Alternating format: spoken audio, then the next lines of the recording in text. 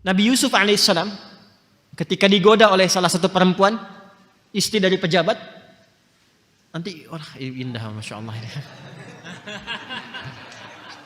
Semua akan terang pada waktunya, dia. Ketika masuk surat Yusuf, awas, ketika masuk surat Yusuf. Yang saya maksudkan surat Yusuf ya, jangan dibawa-bawa kemana-mana, jangan dipotong nih, awas nih, awas.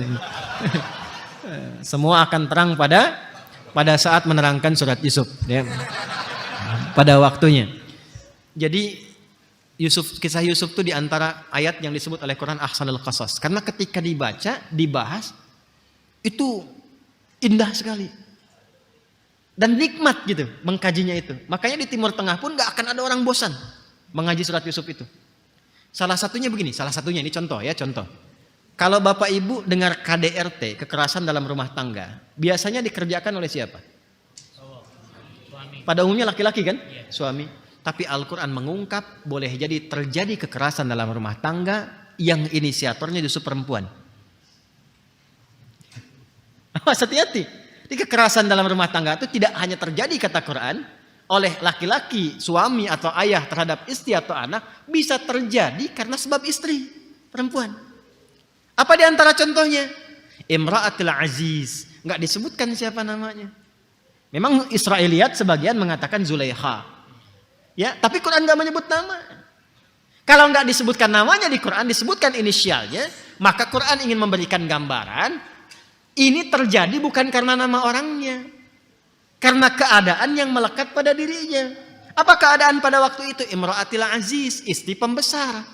Hati-hati kalau jadi istri pejabat, apapun jabatannya, karena jabatan yang melekat itu bisa mendorong terjadinya sesuatu. Apa di antara yang terjadi itu? Ternyata ini surat Yusuf ya. Ini surat Yusuf nih. Surat Yusuf ya. Al-Aziz itu kan pembesar. Ya, Aziz itu yang dihormati, diagungkan. Jadi ada yang mengartikan macam-macam, ada yang mengartikan panglima, ada yang mengartikan perdana menteri, yang penting punya jabatan. Jabatan yang terhormat yang dengan itu diagungkan. Ya. Atau juga hati-hati, di jabatan perusahaan. Di perusahaan bisa jadi bos. Maaf ya, kalau Anda jadi bos, sekretarisnya laki-laki perempuan. Ya kan? Ini kebalik. Wa imra'atul Aziz, dan istri pejabat. Di surat Yusuf kan jelas. Suaminya sedang keluar, istrinya melihat Yusuf kan orang luar. Ya kan? Ada di rumah dan telah beranjak dewasa, lama di situ. Awal-awal kan dianggap anak. Ya kan? Nabi Yusuf awal-awal kan dianggap anak kan? Ya, ini anak kita, ini dirawat dan sebagainya. Lama-lama jadi suka. Lama-lama ya, kalau cinta itu biasanya bening, ya. Kalau suka itu bermasalah gitu kan. Nah, ketika suka terjadilah sesuatu. Apa yang terjadi? Berusaha kan? Ya, berusaha untuk mendapatkan sesuatu yang ingin didapatkan dari Yusuf. Artinya tindakan yang tidak baik. Ketika suaminya sedang keluar, dia mengondisikan di rumah supaya mendapatkan hubungan dengan Yusuf alaihissalam. Dan itu direncanakan dengan sangat luar biasa.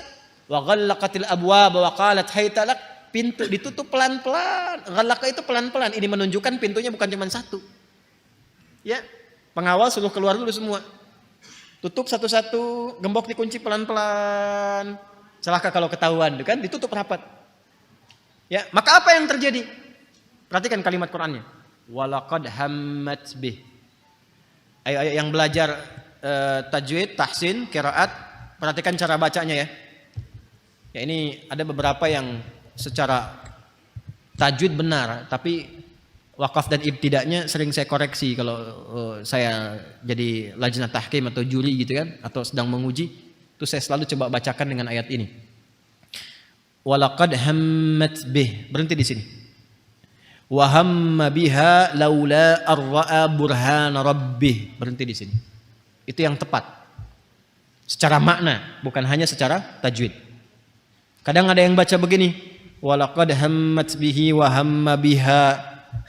Secara wakaf mungkin benar, secara tajwid bacaan mungkin benar, tapi secara makna kurang tepat.